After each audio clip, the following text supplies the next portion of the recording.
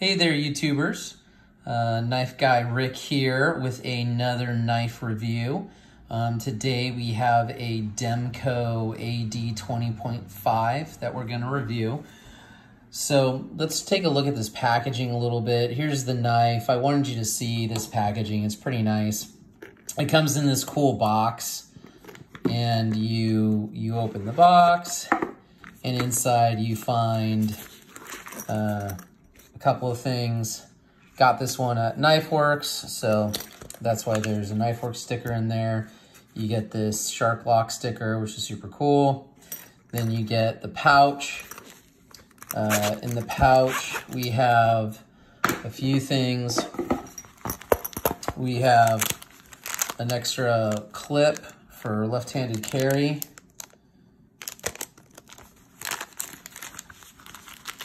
A little kind of chamois there. And then this is just the plastic it came in. So it's cool. I like these pouches. I think these pouches are nice. This thing comes off, so that's, there's future use. This didn't actually come, this wasn't sealed. It was just sort of in there like this, which, isn't a big deal. So that's nice. Nice packaging. And here is the knife. So I got the blacked out version. Obviously this is from KnifeWorks. So it is, I think pretty much everyone has it right now. It has this, this is the shark lock. So it looks like a little shark fin. And essentially there's a spring inside of it. And this depresses the spring and allows it to do that. So you can flip it open, bring it down, flip it out, bring it down, slow roll it. I mean, it's pretty cool. And look at this action. I just got this knife yesterday, and the action on it's pretty good. It's kind of hard doing this a little bit. I got the camera out here, but it's a cool knife. So let's kind of go over the specifications a little bit. So I feel like every website had a little bit of a different specifications to a certain degree. Blade HQ said theirs was only 3 inches. This is 3.25 inches. I think Blade HQ might have a misprint on theirs, but the blade is 3.25 inches. If you get the shark's foot, which is like a sheep's foot, it's just under 3 inches for people that need the legality of having a knife that's under 3 inches. Close length, it's 4.25 inches. The cutting edge here is about 3 inches. Overall length now open is 7.6 inches. And the weight is 3.5 ounces, not that bad. This is actually made in Taiwan. There's a lot of good knives made in Taiwan. Taiwan is known for having really good knife manufacturing. And it's designed in the United States. The handle material is textured gravery, which is just like a nice high-end kind of plastic, I guess you would say. I know that, Benchmades have handles like this, or they have their own version of this. I think the Griptilians, came in this type of kind of hardened plastic. And then the blade material is Oz 10A. So there's the blade material. So, right off the bat, I was really impressed with how well made this knife really does look. I guess there's a lot of machinery going on here. This is the new patent. Basically, this is a new type of access lock that only these knives can do. No one can copy them. They have a patent on it. I don't know when that patent expires, if it's 5 years, 10 years, how that really works. But I mean, it seems good, it seems nice. I have a feeling it's going to catch on. So I think the actual scales, I really do like the machining and texture they have. This is the all blacked out one, which is pretty cool. You'll notice this isn't blacked out, and that's because of the milling that's required to make this work. It can't have a coating on it. Really nice. I think there's a couple of things that some people might not like. Some people are very particular about the gap right here. About, there being a gap. I really don't mind it. this gap, you know, this part of the knife lines up in here with a locking mechanism. So if I do this, you'll see it's sort of necessary, right, in the way that it lines up in there. Now, other thing is you'll notice this is kind of a ramp right here, and if you sort of draw a line from here to here, this is that area of the knife that you hold onto, like that. Makes it nice and comfortable.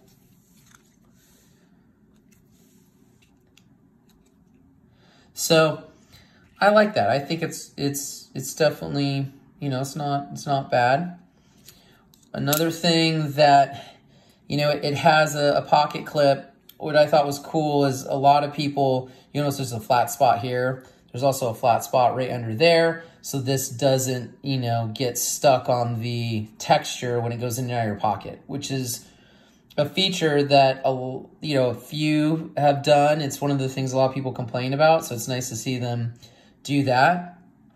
One thing they have done is they prioritize the loophole right here over, you know, the pocket clip, which a lot of people complain about. Essentially, you have more pocket clip, you know, sticking out of your pocket about that much.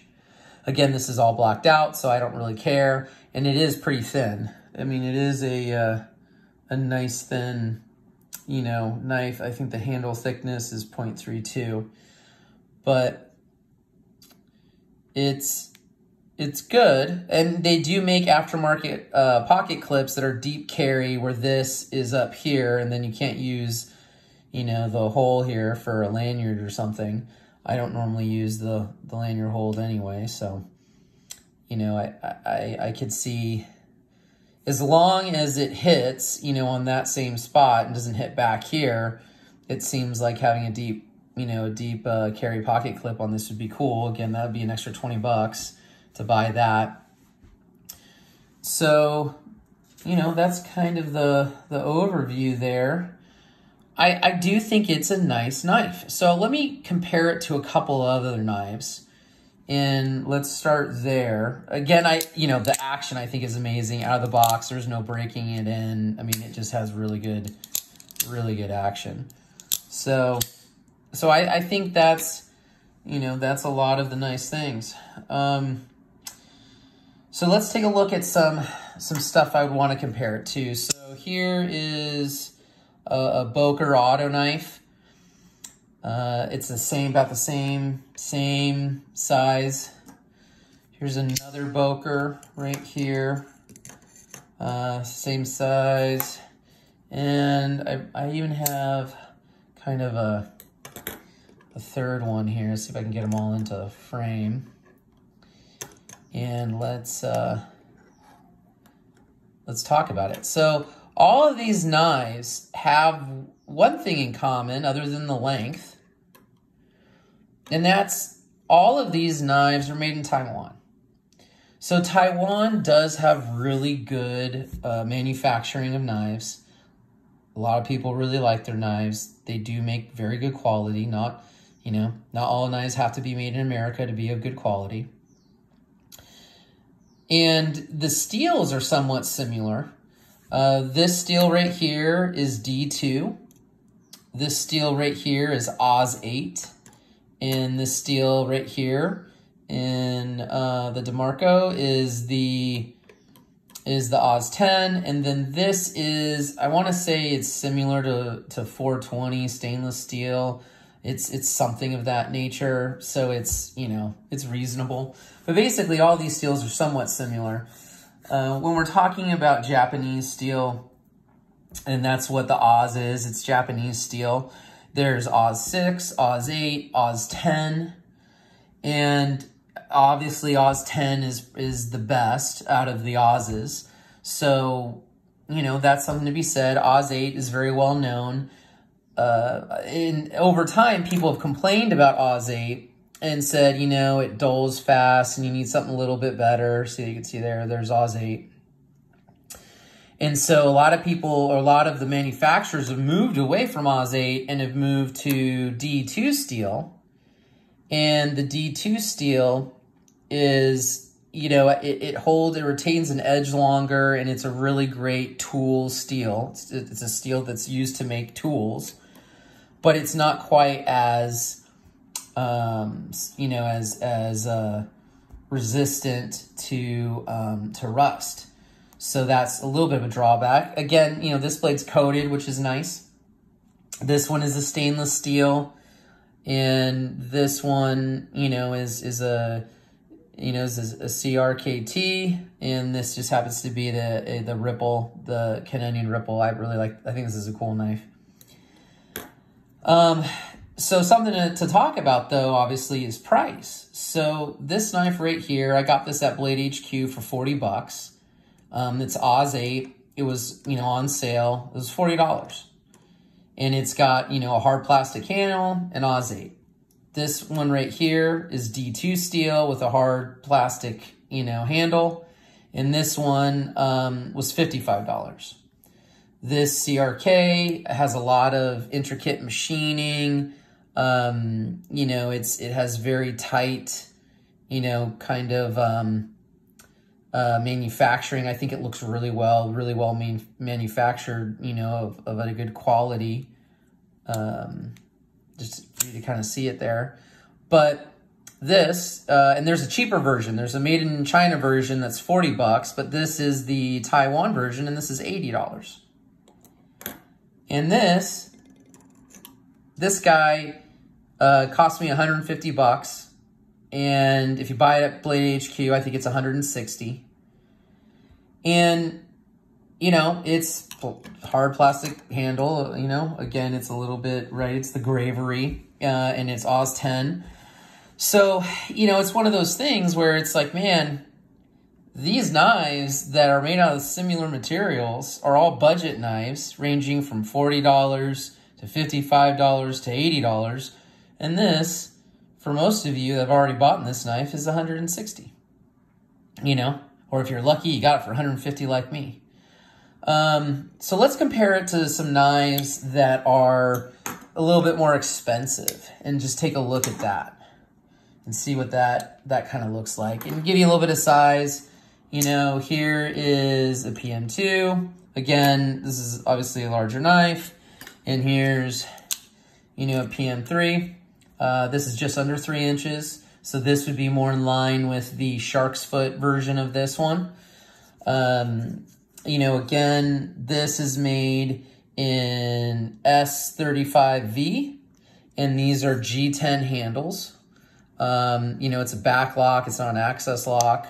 You know, but it's a nice knife, right? And it's considered to be a good, you know, it's a very popular knife. A lot of people like that knife. This is the Paramilitary 3 lightweight. It's made out of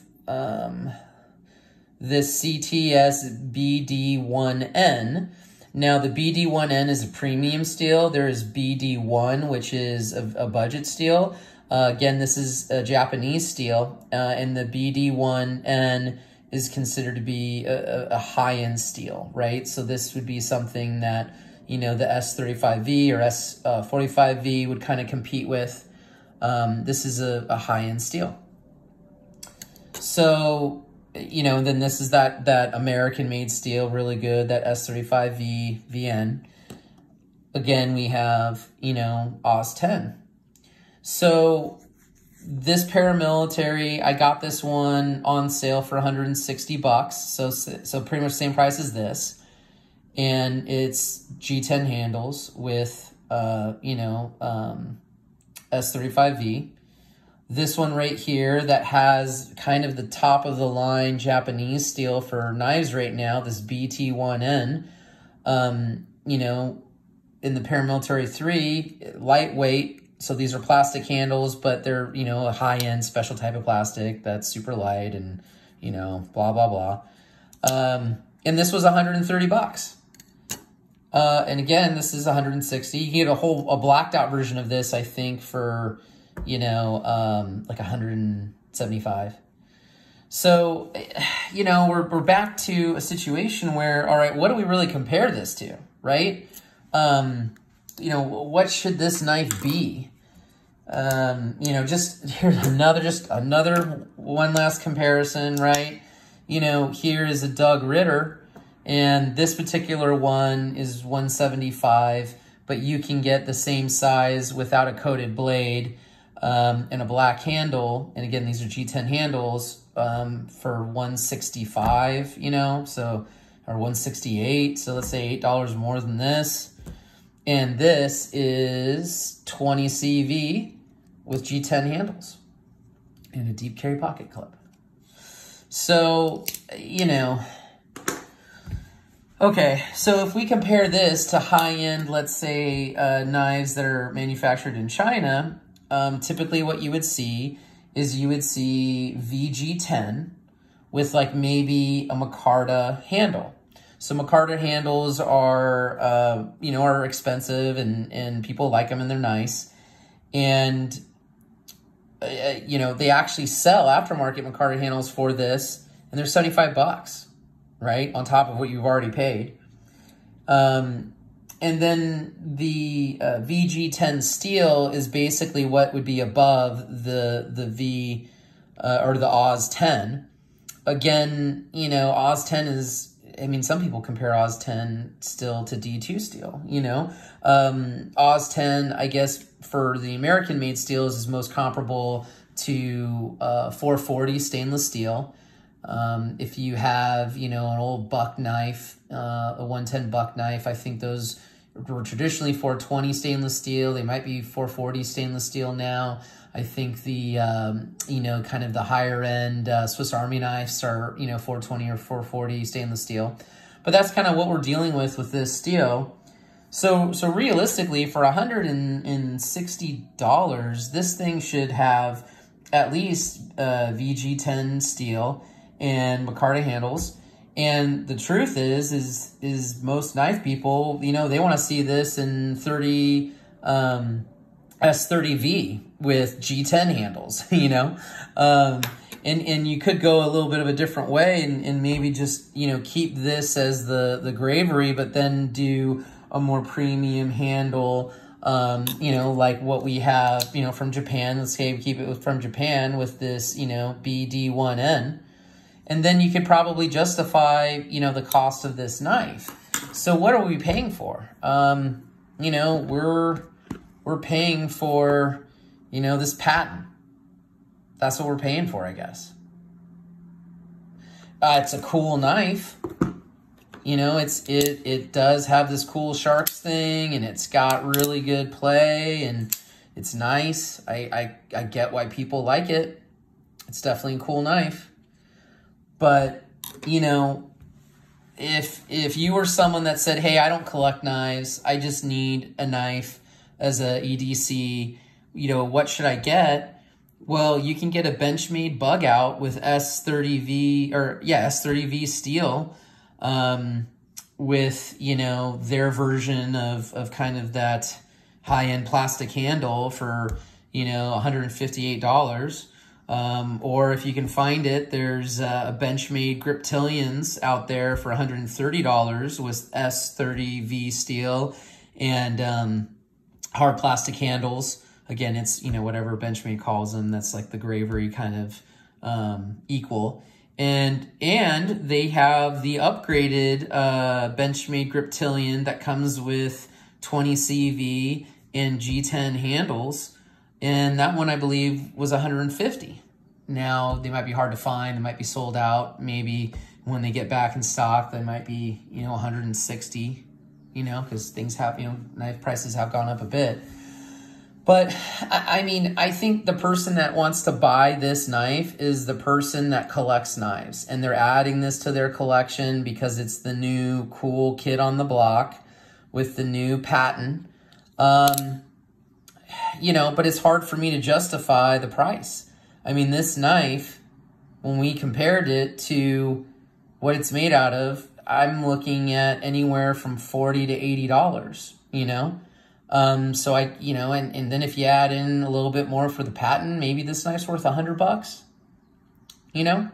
I don't have a problem spending $160 or $150 in this case on a knife. I just, you know, I want to make sure I'm getting value. And I feel like the materials are budget materials. I mean, again, the craftsmanship, you know, the machining and everything's really nice. I'm not going to sell this knife. I'm going to keep it. It's part of my collection.